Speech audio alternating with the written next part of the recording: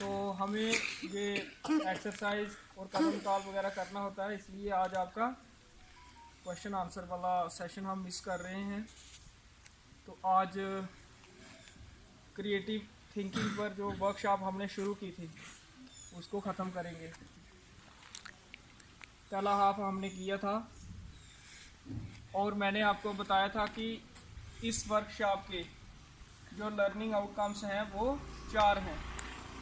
सबसे पहले what is creative thinking, creative thinking होती क्या है। फिर what are the qualities of a creative thinker, जो क्रिएटिव थिंकर होता है उसकी क्वालिटीज़ क्या होती हैं। फिर what is the process of creative thinking, ये तीसरा लर्निंग आउटकम है। और चौथा how to develop creative thinking skills. तो उस दिन मैंने आपको बताया था कि क्रिएटिव थिंकिंग होती क्या है।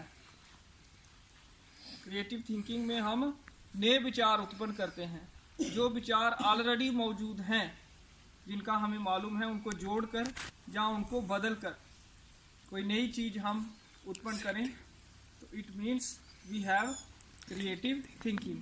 और अगर हम क्रिएटिव थिंकर हों तो हमें ये मालूम होता है कि किसी भी फील्ड में बेहतरी की गुंजाइश हमेशा रहती है।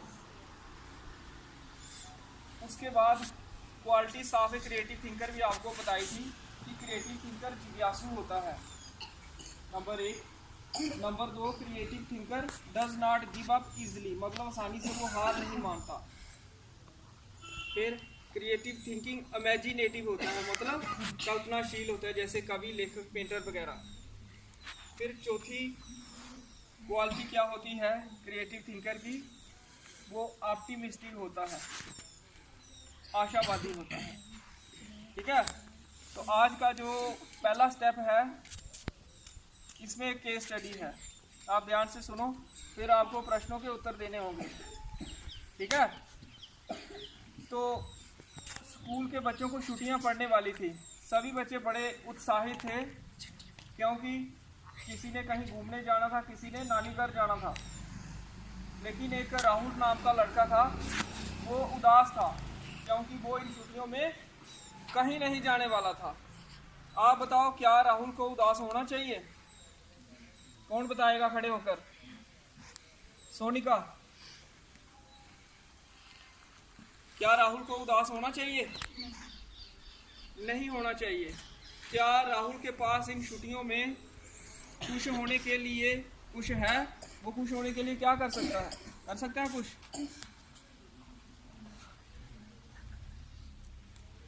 चलो ठीक है, बैठ जाओ। तो राहुल जो उदास था, छुट्टियां पड़ गई। एक दिन संडे को ये सैर करने गया सुबह, और वहाँ एक पार्क में बैठा और सोचने लगा, और थोड़ी देर के बाद ये खुश हो गया। इसके चेहरे पर रौनक आ गई और ये खुशी खुशी घर लौटा। खुशी ये क्यों हुआ? क्योंकि इसके मन में विचार आया कि इन छुट्टियों में ये गार्डनिंग सीखेगा, अपने दादाजी के साथ खेत में जाया करेगा, इसके साथ साथ अपनी माताजी के साथ कुकिंग करेगा, कुकिंग सीखेगा, और माताजी से पेंटिंग करना भी सीखेगा। तो ये सब सोचकर ये खुश हो गया। ये सिचुएशन है। तो आपको पता है क्रिएटिव थिंकर क्या होता है। क्या राहुल को हम क्रिएटिव थिंकर कह सकते हैं? कौन बताएगा? सचिन, राहुल क्रिएटिव थिंकर है, कैसे कह सकते हैं?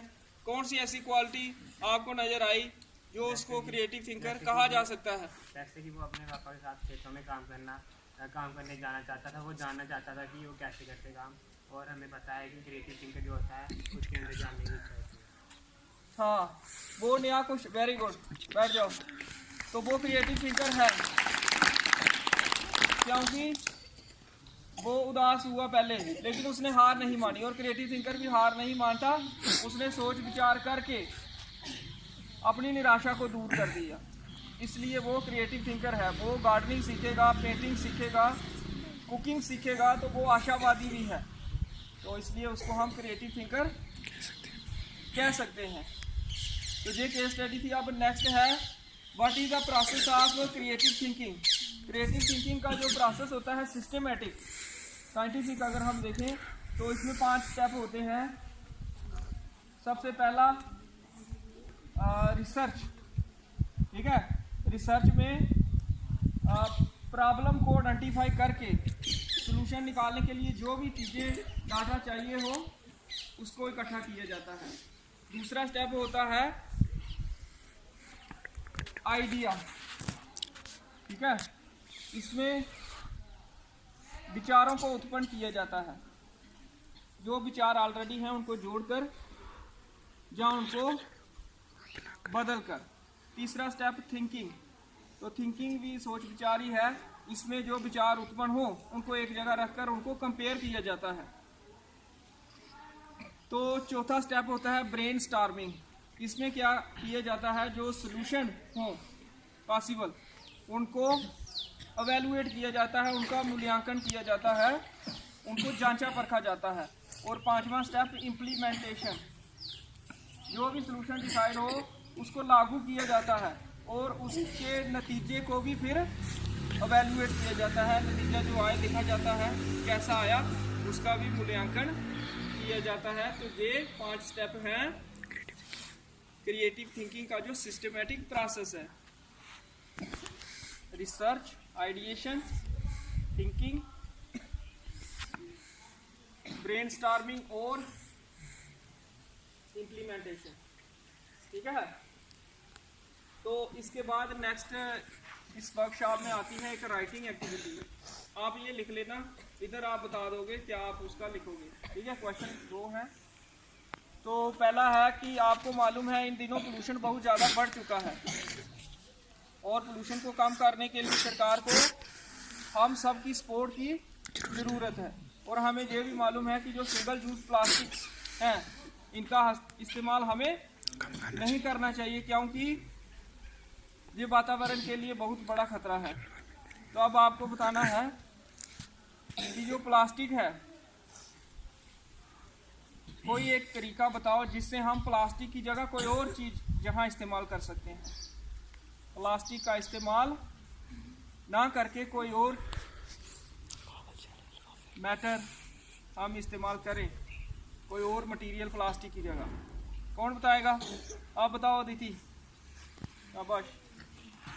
प्लास्टिक की जगह सर, प्लास्टिक की जगह हम जो दूसरे कपड़े के लिफाफे होते हैं उनको भी यूज़ कर सकते हैं। शाबाश, वेरी गुड। बैठ जाओ। एक तो प्लास्टिक के जो पॉलीथीन होते हैं उनकी जगह हम कपड़े का बैग इस्तेमाल कर सकते हैं। घर से कपड़ा लेकर जाएं तो दुकान वाले से को ना लें, ठीक है ना। सिंगल प्लास्टिक की जगह ये किया जा सकता है। और कोई आइडिया आप बोलो, कोई एक रूपाली। जैसे कि हम सब्जी लेके जाते हैं बाजार, तो हम इस्तेमाल करते हैं प्लास्टिक का, तो हम उससे कपड़े को फैलाते हैं। वो हो गया ना कपड़े का। कोई और इसके अलावा, कपड़े के बैग के अलावा कोई और कहीं? ठीक है, बैठ के सोचो अगर आता है तो बताओ। और किसी के पास प्लास्टिक की जगह कोई और चीज़ इस्तेमाल करे जहाँ हम बताओ वॉलंटियर कर सकते हो। आपने एक लिखना है, लिख लेना। जैसे कि स्कूल में चेयर्स एंड टेबल्स हैं तो इनकी जगह हम लकड़ी के टेबल। चलो ठीक है, ये सिंगल यूज़ नहीं है, इनकी इतनी दिक्कत नहीं है, खास करके सिंगल यूज़ वालों की ज़्यादा दिक्कत है। ये भी ठीक है, चलो लकड़ी के करें तो अच्छा है, इनसे वो अच्छा है।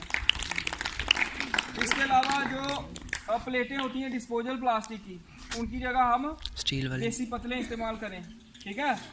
तो उससे फ़ायदा हो सकता है।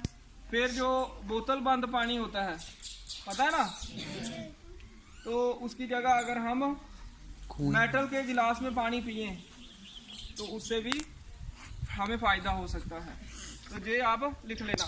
अब दूसरा प्रश्न है, आपको ये भी मालूम है कि हमारे लिए पानी बहुत ज़रूरी है। कोई एक तरीका आपने बताना है, बहुत सारे हो सकते हैं जिस तरीके से हम पानी को बचा सकें। हम कई बार इस पर पेंटिंग कंपटीशन भी करवाते हैं सेविंग ऑफ वाटर पर। एक तरीका बताओ वॉलंटियर जिससे पानी बच सके। ठीक है, शाबाश। पानी को रीयूज करना चाहिए। जैसे फल और सब्जियां हम धोएं उस पानी का इस्तेमाल हम बगीचे में सिंचाई के लिए कर सकते हैं। ठीक है, और कोई तरीका? बहुत सारे हैं। एक ये हो सकता है कोई टैप लीक कर रहा हो, उसको रिपेयर करके इससे भी पानी बच सकता है।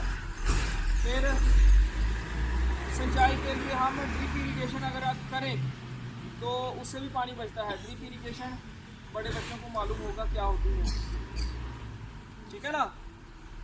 तो और भी कोई तरीका अगर है तो बताओ पानी बचाने का। रेन वाटर हार्वेस्टिंग अगर हम करें, बारिश के पानी को रोक सकते हैं। हाँ, वही रेन वाटर हार्वेस्टिंग। ये बह जाता है ऐसे, अगर हम इसको रोक के इसका इस्तेमाल करें तो पानी बचेगा।